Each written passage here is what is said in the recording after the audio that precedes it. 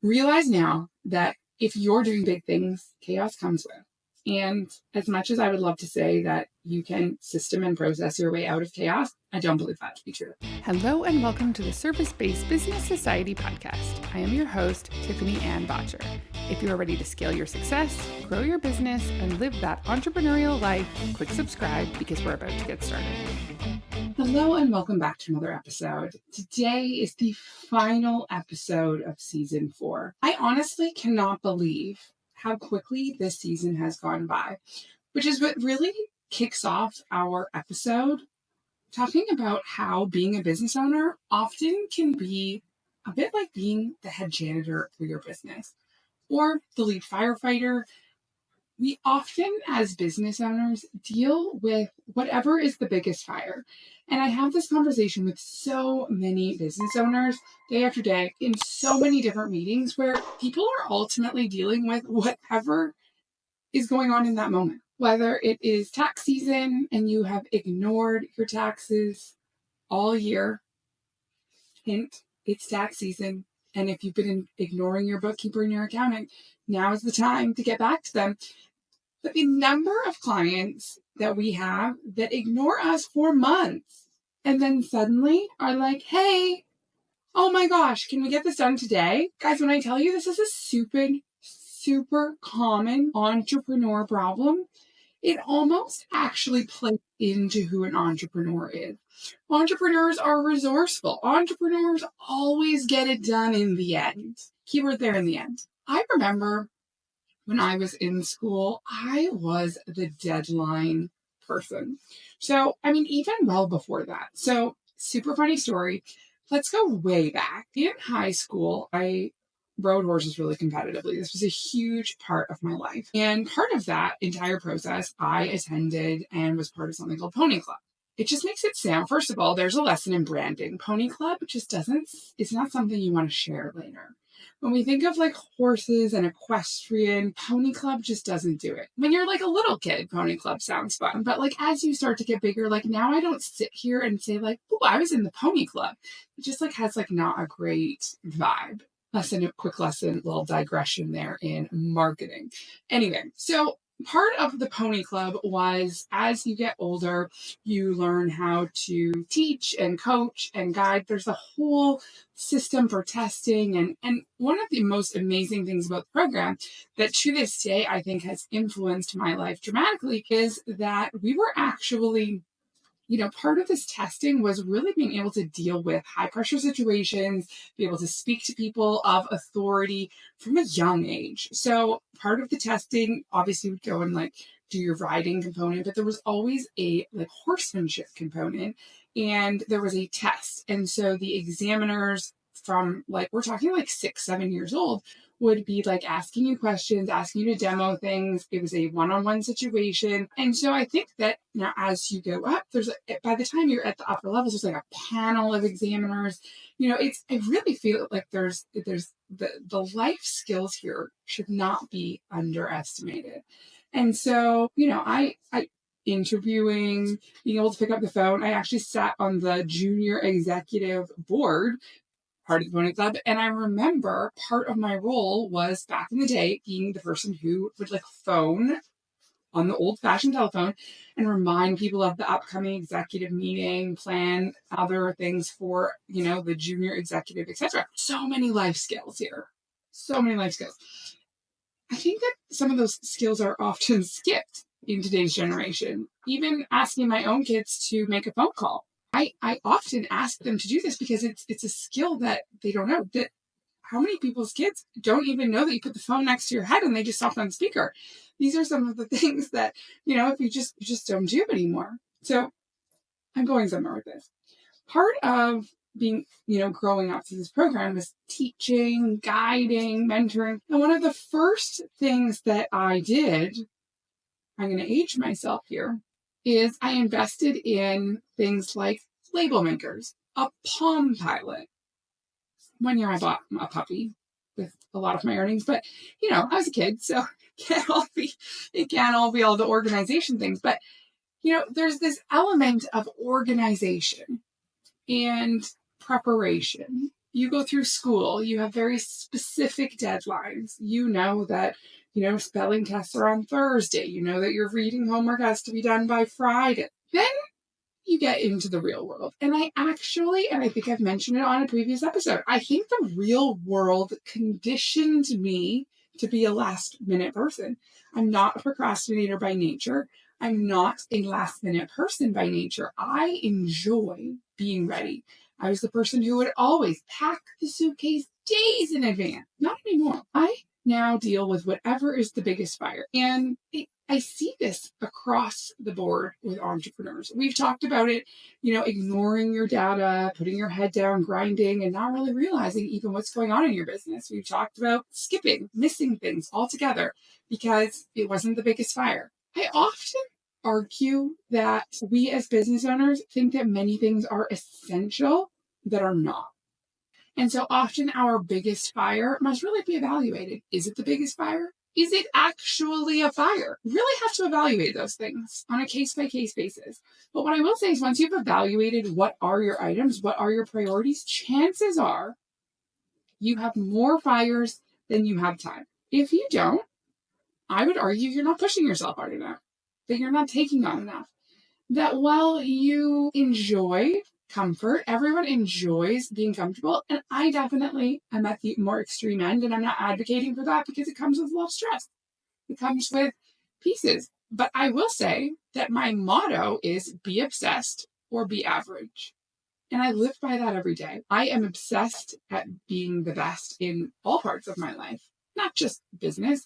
I want to be the best mom I can be. I want to be the best wife I can be. I want to, be the person who bakes the cookies, not buys the cookies. And every time I regret doing that because they never look how I want. But in my mind, I can do that. But it means that we collect things. We collect projects, tasks, fires. It means that I struggle to sit still. That I'm always looking for that next thing. I don't necessarily understand the mentality that isn't that. It's not my jam. I have one child who isn't that same personality, who really is the like, well, but that's good enough, right? And I don't understand that mindset, and I work at it because I know that that's okay. There's nothing wrong with that. It's just different. But as entrepreneurs, people who decide they want to start something, they want to lead it, they want to grow it, they want to revolutionize some part of the industry world that they're in, that's a big mission. That is absolutely a giant mission. One that should not be underestimated. One that is a little bit crazy and chaotic. It means that sometimes the list of fires is long. It means sometimes unexpected things come up. It means that every once in a while you're going to have to do whatever it takes to get it done. Sometimes it's hard to get out of that kind of crisis management mode. But is it really unreasonable to expect that to be the case while you're out there changing things, revolutionizing the industry, doing big things? I think that there comes a certain peace that comes with accepting where within reason. I feel like the podcast this season, as we wrap up the end of season 4, I really realize how often we talk about the it's this, but not too much that. And it's maybe that, but not too much. And I think that really is business. That really is ultimately kind of life. It's dessert is okay within reason. Candy is okay within reason. Crisis management at most of the time is within reason. Ultimately, that really is, and I think has been highlighted this season. It's kind of that yin and yang of life and business. And so, number one, expecting that crisis management and chaos in your business is going to go away, I feel like is unrealistic. I don't think that you can do big things in any part of life without some kind of discomfort. You look at Olympic gymnasts and you look at, or ballerinas, and you look at their feet and you realize that, hey, it looks beautiful and amazing and whatever and all of these things, but it's hard on your body. Doing big things in business is hard on your brain. And so will there be chaos? Yes. Will you at one point build out of chaos? I mean, sort of. You'll add in additional layers of management that they will be employed to manage chaos for you. But Interestingly enough, I don't know that a business owner will ever ultimately completely be chaos free. And you might say, Tiffany-Ann, that's like, yes, you can. You can build systems, you can build processes, you can do these things. Here's why I disagree with that unpopular opinion. Doing big things means that things are going to happen. So maybe you had a business and you were carrying on right now, doing amazing things, and all of a sudden, tariffs. You have a tariff problem. I would say the car industry in Canada, US, like whatever, is currently going, oh my gosh, we were doing great things. We were coming along. We had good processes. We had good systems. And bam, tariffs. If there is an external environment that goes with running your business. And unfortunately, you cannot control external things. So there will always be an element of chaos. Maybe you have an amazing management team. Maybe that allows you to spend 6 months of the year on a beach somewhere, living that life. Perhaps now you can't spend 6 months on that same beach because of a change in political climate. Perhaps that person who runs your business falls ill, they get sick, they quit, they want to go start their own business. But if while you're sitting on that beach cruising, you all of a sudden see a business that you absolutely know that you want to purchase, you want to add to your thing, well, bring on the chaos. Perhaps you decide that at the 11th hour before a big software renewal, suddenly, you know what? I found another software that could perhaps do a better job at half the price. My other software renewal is an annual renewal. I recently spoke to someone that a decision that had to be made in about 36 hours could save them $300,000 over the next 3 years. They were currently on vacation when that decision came in. $300,000, 36 hours. Are you going to put down your margarita to make that decision? Because I feel like I would. And I don't think that anyone who is truly trying to revolutionize anything, who wants to be amazing, who wants to do big things, I don't think any of those people would not put down their margarita and say, hey, it's time to do business. It's the way that it is constructed. Those who want or are attracted to entrepreneurial life are typically going to be, dealing with those kinds of things. I have some time off coming up. I've talked about it a couple episodes ago. We were talking about my upcoming trip to Disney. So my daughter is competing in Disney World. She does all-star cheer. She has for many, many years, and they made it. They're going to Summit in Disney. Super exciting. Probably not the time I would typically go and have vacation. First of all, it's like right at the end of tax season, right at the very end of tax season. So close to the end of tax season that like vacation appreciated, but like it's right, like overlaps the last 2 days of tax season. Well, I know that entrepreneurial type people who we typically work with, they love to run it till the wire. These are the people that are like, I'll get it to you. I'll get it to you. I'll get it to you. They're dealing with their other big fire. Their taxes are not the biggest fire until suddenly they are. And so like, guys, I need your tax stuff. Like, you will not make the deadline if you are too late. And so like, those are the conversations that we're prepping and planning for and whatnot. If you're one of our clients listening to this podcast, please know April 28th, midnight, that is our tax deadline. Yes, I know that's not the actual tax deadline, but that is, if you are doing taxes with us, April 28th at midnight is your deadline. And you may say, Tiffany-Ann, why are you giving a deadline in midnight terms? Because that is the audience we serve.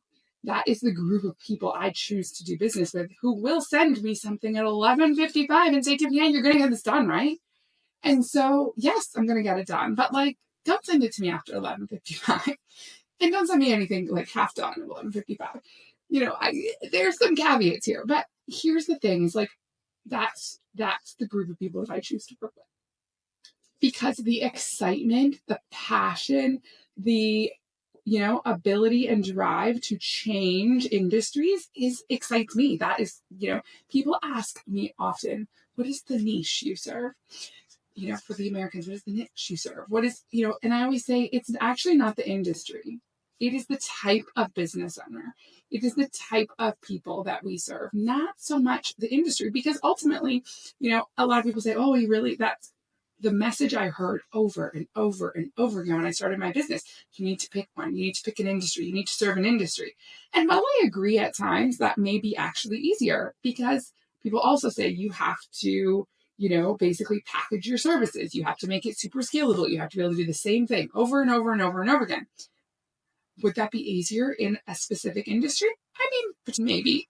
I think in marketing, perhaps more than what I do on the accounting side. On the marketing side, I will agree that choosing a specific industry may make that more, easily digestible because you're doing less research, because you understand the industry better. But here's the thing. For most of our services across 3 different companies that we have, ultimately, whether your team goes and changes the toilet, offers legal services, does a massage, takes some photos, is a professional organizer, dietitian, all of these different service-based industries, being a contractor, carpenter, like all of these different things, it doesn't really matter. Like, I'm not assisting you in how to do any of those items. I am assuming that if you're here to revolutionize an industry and do big things, that you know how to do the things when you get to your client.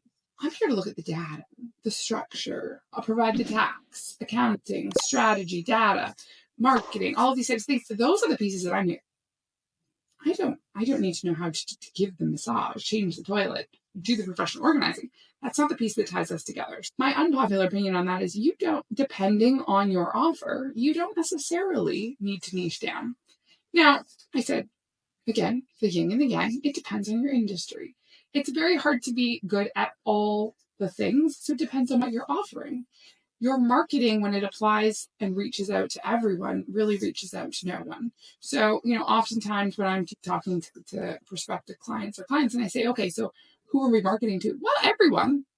That is the hardest group to market to. That is the hardest group to reach. But it doesn't always have to be one specific, how have we decided to reach out to connect with people? Well, I want to connect with people who are doing big things. Our podcast content is tailored to people who want to do big things. Our marketing across all companies, people who want to do big things. We're actually in the soft launch of our latest company. Super exciting. I honestly haven't really promoted it anywhere. So here we are talking about it on the podcast, doing big things. So as we started into tax season this year, I realized that we wanted to mix things up a little. So our typical brand, Path to Profit, is very business to business. We launched tax services in a big way this year. And when we started building out marketing campaigns, doing things, I realized I actually I wanted to do more business to consumer marketing. So we've got business to business, B2B, B2C, business to consumer marketing. And I wanted on the tax side to be able to do more business to consumer marketing. All of our businesses are business to business. We don't really do any business to consumer style for our own group. And so I thought, you know what? I've wanted to. We do a lot of these campaigns for others. I'd love to be able to try out new techniques, strategies on our own stuff. And it excites me to try new challenges, doing big things.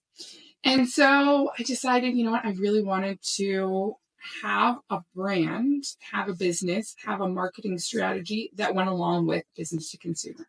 So we started the process of launching a new business to consumer tax brand. Now, this is where that kind of biggest fire chaos. Did we need to do that in order to have a successful tax season? Absolutely not. Have we actually started utilizing that brand? No. No. But does it have a name? Yes. Does it have a domain? Yes. Does it have a logo now? Yes. What was next? Did I want to, in that moment, spend a crazy amount of hours launching this brand this tax season? Yes. That is my personality. Let's do big things. Could we have done it? Yes. Were there other fires that were bigger? Yes. So, do we have these other items? Are they in the shadows? Are they ready to go? Absolutely. But here's where I decided we can utilize this in the biggest way we can. Well, during our documentation paperwork process for the current tax season, we are using that name and that for some brand recognition for those clients for next year. Number 2, we launched a website enough. It's basic. It's one page. We launched a website enough because this is your secret tip. If you have a domain with a web page on it that has your business address, phone number, brand, etc., and you register that for Google Search Console, you register that domain with Google Analytics, when you go to get your Google business profile, you can, not always, but you can get instant verification. If anyone has gone through the process of trying to get a Google business profile verified, it is difficult at times, more difficult than it ever used to be. So me looking for that instant Google verification was like, hey, if we get a one-page website up, we get Google Search Console done, we get Google Analytics, guys, this took me, a couple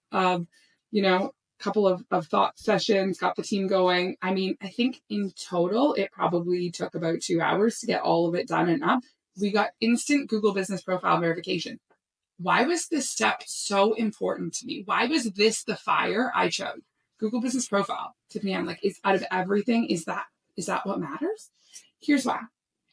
At the end of our tax process this time with each client, we can request a Google review on the new, what will be used next season business Google business profile. So why is that important? Well, because next season, when I'm now actively using that brand name, actively marketing it, well, now we'll have Google reviews. Having those first Google reviews can really help, especially in any kind of tax industry. Trust is important. Google reviews are important. So did we launch the full brand this year? No. Do I wish that we could have? Sure. But you know what? I probably would have needed to have the idea a few weeks earlier. Were we dealing with some other giant projects and were we doing big things in so many places already? Absolutely we were.